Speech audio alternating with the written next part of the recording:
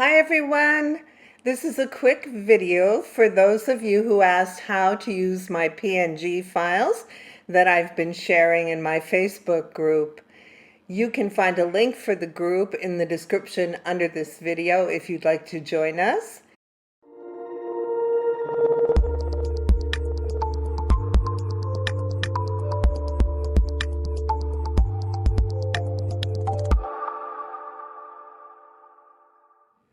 So we're going to start out in my Facebook group called Carol's Cricut Crafts.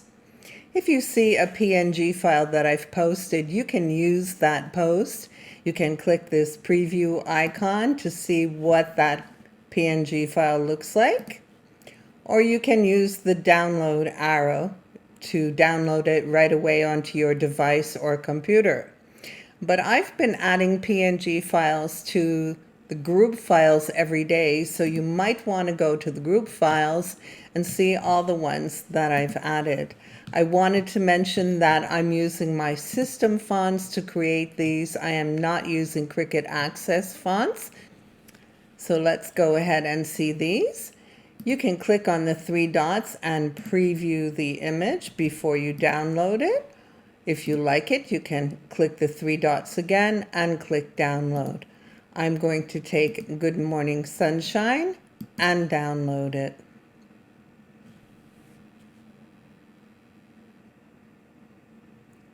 I'll close my preview window that pops open.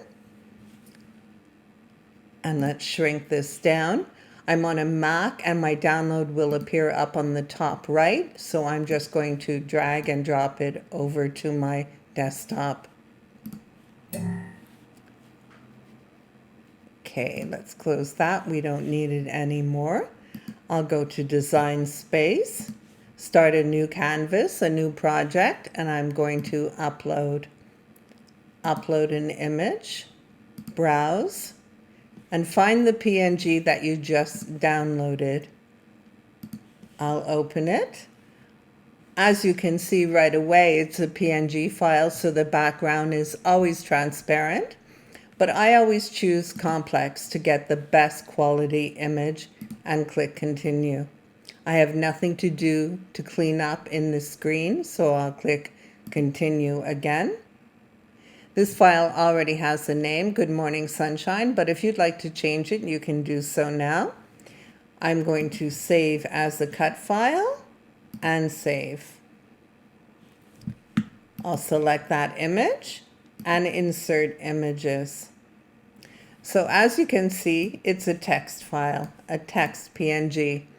I didn't want to use any access images to dress up the file, but now that you have it in Design Space, you can go to Images if you like and find something you want to add or keep it as is. That's completely up to you depending on your project. I'm going to add this little sun. I'll flip it upside down and I'm going to make it a brighter yellow. There we go. So if I wanted to use this with a little image also, I could do so very easily. Let's right click and weld.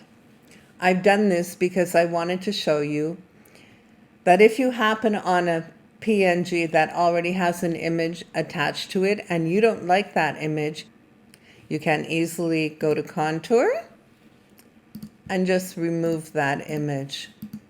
Another way you can do it is just to slice it out.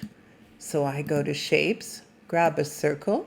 I'm just going to place it over that image. Select all together, right click, and slice. There we go. So now it's back to being just a text file. So I hope this video will be helpful to those of you who asked to see how to use the PNG files. Would use them the exact same way on whatever device you have. If you're using them on a phone or on an iPad, whatever it is that you're using them on, you'd follow the same procedure. I hope you enjoyed this video and thank you for watching.